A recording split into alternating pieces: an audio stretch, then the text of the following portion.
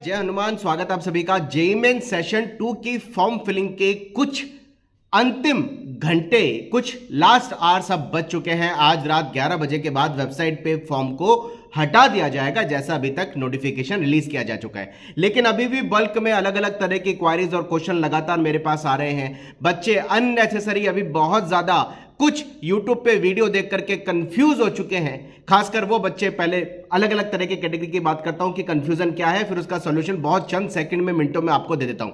Number 1 बच्चे बहुत बड़े कंफ्यूजन में हैं, जिन्होंने दोनों सेशन के फॉर्म एक साथ भर दिए हैं। उनके दिमाग में अब ये नई पॉइंट निकल के आ गया है, क्या हमें दोनों सेशन की फीस के पेमेंट को चेक करना है। पहले आपको बता देता हूं, जब आपने दोनों सेशन के फॉर्म को एक साथ भर दिया है और दोनों सेशन की फीस को एक साथ डिपॉजिट कर दिया है, तो आपके फीस को पेमेंट को कोई चेक करने की जरूरत नहीं है।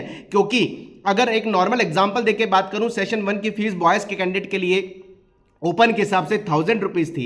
दोनों सेशन के जब उसने फॉर्म भरे तो 2000 का वो पेमेंट कर चुका है। जब उसने 1000 का पेमेंट और 2000 का पेमेंट, जब 2000 का पेमेंट एक साथ कर दिया है, तो ऑलरेडी उसके 1000 रुपीज सेशन 1 के लिए डिडक्ट हो चुके हैं और अगले 1000 रुपीज के सेशन 2 के डिडक्ट हो चुके हैं। तभी उसने सेशन 1 का एग्जाम दिया है। यानी अगर आपने दोनों सेशन के लिए एक साथ फॉर्म के लिए अप्लाई कर दिया है, कोई जरूरत नहीं है कि आप फाइनल फीस सबमिशन के बाद या फिर ये देखें कि आपने फॉर्म का फीस का पेमेंट आपका डिपॉजिट हुआ है नहीं हुआ। क्योंकि अननेसेसरी बच्चों मुझसे पूछ रहे हैं, क्या सर हमें भी हमारे पेमेंट के ऑप्शन को जाकर के चेक करना, हमने तो दोनों सेशन के फॉर्म एक साथ भर दिए थे। जी नहीं, अगर आपने दोनों सेशन के फॉर्म एक साथ भरे हैं, आपके दोनों सेशन का फीस एक साथ डिपॉजिट हो चुकी है, तो आपको वेबसाइट पर जाके कुछ नहीं करना है। मैं बार बार कह रहा हूं, कुछ नहीं करना, कोई फीस का पेमेंट के ऑप्शन को चेक करने की जरूरत नहीं है। नंबर 2 पॉइंट पे वे बच्चे बहुत ज्यादा कंफ्यूज हैं, खासकर जिन्होंने कैटेगरी चेंज करने के लिए, अपने स्टेट में एड्रेस को चेंज करने के लिए और पर्टिकुलर नए सेंटर दूसरे स्टेट में लेने के लिए, या फिर फॉर्म में कोई भी एक ऐसा,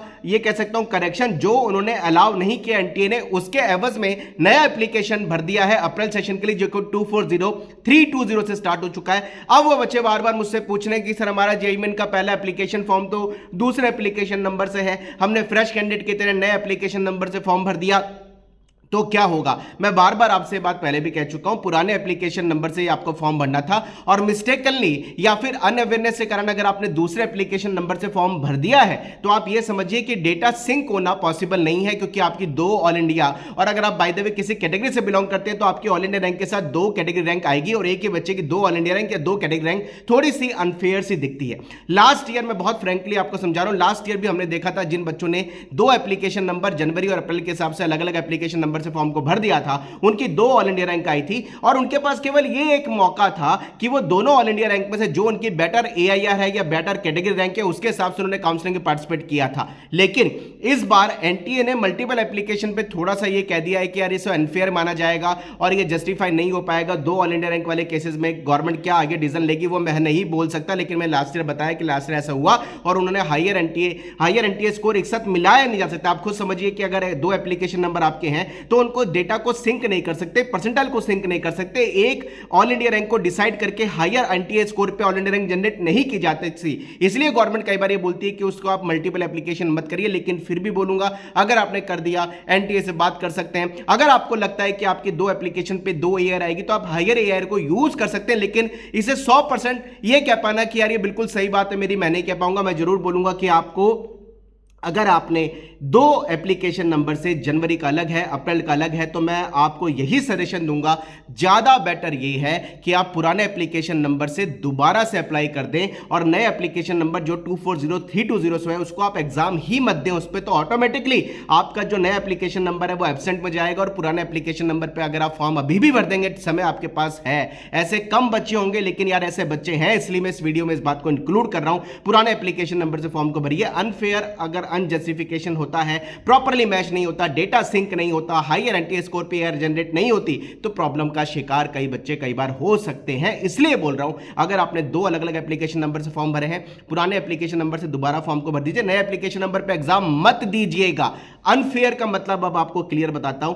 एक सेशन में अगर बच्चे ने 2 एप्लीकेशन भर के 2 एग्जाम एक सेशन में दे दिए, 2 एग्जाम एक सेशन मतलब अप्रैल में अगर उसने 2 अलग अलग डेट में एग्जाम दे दिए, वो अनफेयर होता है। फिर भी बोलूंगा कि ज्यादा बेटर है पुराने एप्लीकेशन नंबर से फॉर्म भर दो, और अगर आपने नए एप्लीकेशन नंबर से गलती से फॉर्म भर दिया उस पर एग्जाम मत दीजिए। यही इसका एक सोल्यूशन दिखाई दे रहा है। एक वो बच्चे जो नए एप्लीकेशन की तरह अप्लाई कर रहे हैं या फिर वो उनको पूरे प्रोसेस को कंप्लीट करना होगा, वाइस वर्सा वो बच्चे जिन्होंने जनवरी जेईई में केवल सेशन 1 के लिए अप्लाई किया, सेशन 2 के लिए पहले फॉर्म नहीं भरा, प्लीज गाइस वो अपनी फीस वाले पेमेंट पे जरूर चेक कर लें कि उनकी फीस गवर्नमेंट के पास पहुंची। किसके लिए कह रहा हूं? जिन्होंने जनवरी जेईई के लिए केवल सेशन का फॉर्म भरा और अप्रैल के लिए फॉर्म नहीं भरा था पहले, उन बच्चों का फी डिपोजिशन होना बहुत ज्यादा जरूरी है। अगर उनकी फी डिपॉजिट नहीं होगी तो उनका कैंडिडेचर कैंसिल हो जाएगा, वो सेकंड सेशन का एग्जाम नहीं दे पाएंगे। कैंडिडेचर कैंसिल मतलब सेकंड सेशन के लिए कैंडिडेचर उनका कैंसिल हो जाएगा, केवल इस कंडीशन में कि उन्होंने फीस पेमेंट नहीं किया। तो यार प्लीज परेशान मत हो। अगर आपने दोनों सेशन का फॉर्म भर दिया, नेट टेंशन में समझाता हूं, दोनों सेशन का फॉर्म भर दिया, कोई पेमेंट चेक नहीं करना, कोई आपको वेबसाइट पे जाके फाइनल सबमिट नहीं करना। अगर आपने सेशन 1 का फॉर्म भरा, सेशन 2 का अभी भर रहे हैं, तो आपको फाइनल फीस पेमेंट जरूर करनी है सेकंड सेशन की, क्योंकि पहले आपने फीस का पेमेंट नहीं किया, नहीं तो आपका कैंडिडेचर कैंसिल हो जाएगा। वाइस वर्सा जो बच्चों ने नए एप्लीकेशन से फॉर्म भर दिया, पुराने से जनवरी से फॉर्म भर दिया और नए एप्लीकेशन से अप्रैल से फॉर्म भर दिया, ज्यादा बेटर यह है कि आप पुराने एप्लीकेशन नंबर से जनवरी वाले रजिस्ट्रेशन नंबर पर ही रजिस्ट्रेशन कर दे और अप्रैल वाले पे एग्जाम मत दे। इसके अलावा इसका कोई सॉल्यूशन नहीं। अब वो बच्चे जो बहुत बार पूछ रहे सर कैटेगरी चेंज करनी थी, सर स्टेट चेंज करना था, हमने नए एप्लीकेशन में भर दिया, हो सकता है कि गवर्नमेंट आपको करेक्शन का ऑप्शन दे दे, लेकिन वो भी 100% नहीं कर सकते। लेकिन जनवरी में हमने जो देखा कि करेक्शन का ऑप्शन नहीं देने की बात की गई थी, बाद में करेक्शन विंडो खोल दी, हो सकता है कि अप्रैल सेशन के लिए फाइनल करेक्शन विंडो ओपन कर दे। अगर ऐसा होता है तो वो 5 या 3 से 4 या 4 से 5 दिन में क्लियर हो जाएगा। Wish you all the best. Comment box में अभी भी लिख लो अगर जो भी तुम्हारी क्वेरी है, क्योंकि अब टाइम बहुत कुछ आवर्स बचे हैं सेकंड सेशन रजिस्ट्रेशन के लिए। Wish you all the best. जय Hanuman, bye bye, thank you very much.